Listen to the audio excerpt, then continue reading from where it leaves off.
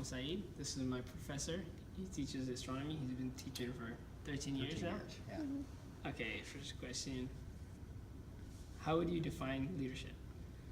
The ability to get people to do things. Okay. What are 3 to 4 characteristics of a leader? Hopefully they have good personalities, so if they're charismatic. They say things that are reasonable, that can be done. And hopefully they have the ability to help you to understand why you're doing what you're doing, as opposed to just saying, go do it because I said so. Okay. What is a typical day like for you? I do a lot of lecturing, grading tests, write tests for people. That's pretty much what I'm doing right now. Who do you go for advice? Who is your mentor? I don't really have any now. Okay. I've outlived most of them. Is that a bad thing to say? Go ahead. What do you Sorry. enjoy most about your career? I just like teaching. I like sharing what I know about things. Just that's basically it. I like to teach because I like to share my experience with things.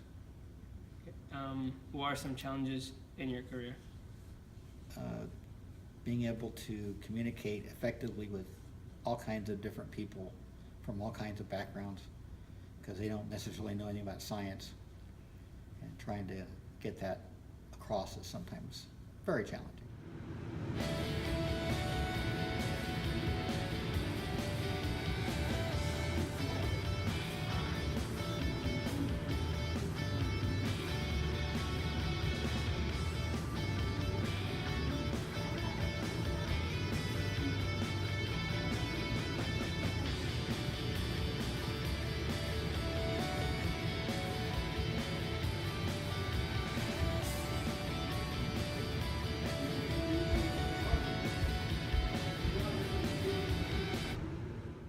All right.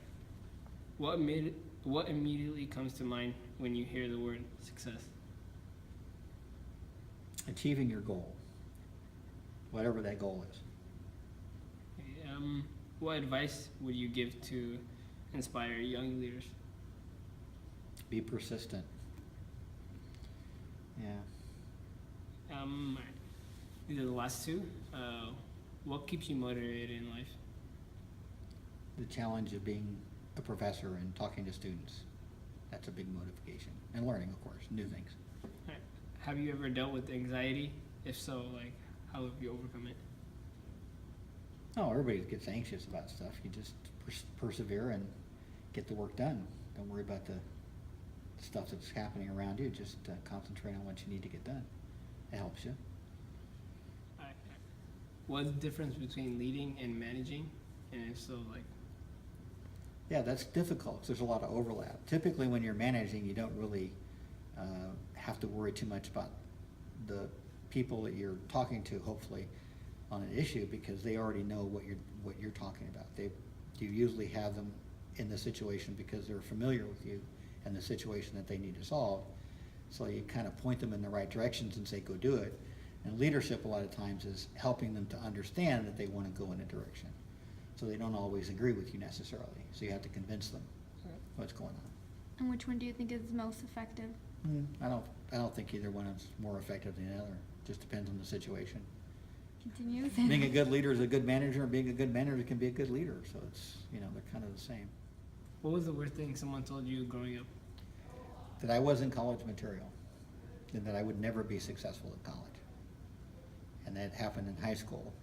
So for the first few years out of high school, had no interest in doing anything academically oriented, and it basically meant that I didn't get into teaching until I was basically 50, because I had been discouraged from doing any of that stuff because of someone thinking that I couldn't do it. And that's a good example of not being a leader. I did finally get a telescope, and that got me interested in astronomy, so I went back to school.